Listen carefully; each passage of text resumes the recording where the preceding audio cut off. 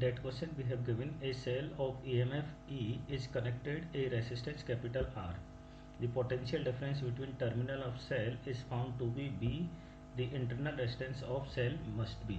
तो देखो हम लोगों को जो क्वेश्चन दे रखा है उसमें ये बोला है कि आपके पास एक सेल है, तो यहाँ पर आपके पास ये सेल हो गया, ये इसका इंटरनल रेसिस्टेंस हो गया स्मॉल r, ठीक है। इसका EMF कितना है आपका E है, और इसको एक एक्सटर्नल रेसिस्टेंस कैपिटल R से कनेक्ट किया हुआ है, ठीक है। ये कैपिटल R हो गया।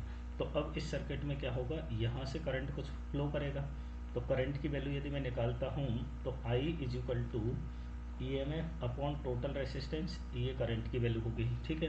अच्छा, अब मेरे को ये पता है कि सेल से करंट बाहर निकल रहा है, तो सेल कैसे बिहेव कर रहा है, एज ए लोड। जब एज ए लोड बिहेव करता है तो टर्मिनल पोटेंशियल कितना होता है, टर्मिनल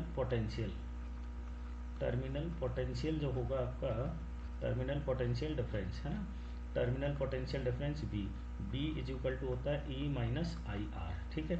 तो अब मैं इसको क्या लिख सकता हूँ, E minus B is equal to I R. एक रिलेशन तो आपके पास ये हो गया।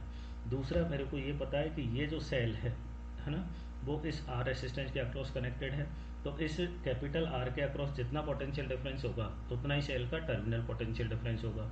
तो मैं क्या लिख सकता हूँ, terminal potential B is equal to I into capital R। तो I की जो वैल्यू होगी वो कितनी होगी, B बाई आर। इस I की वैल्यू को यहाँ पुट कर देते हैं, तो क्या मिल जाएगा, E minus B is equal to B by capital R into small r।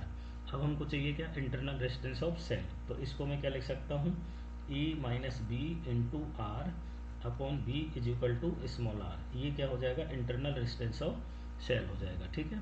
तो ऑप्शन थर्ड आपका क्या होगा, करेक्ट हो जाएगा, ठीक है। Thank you.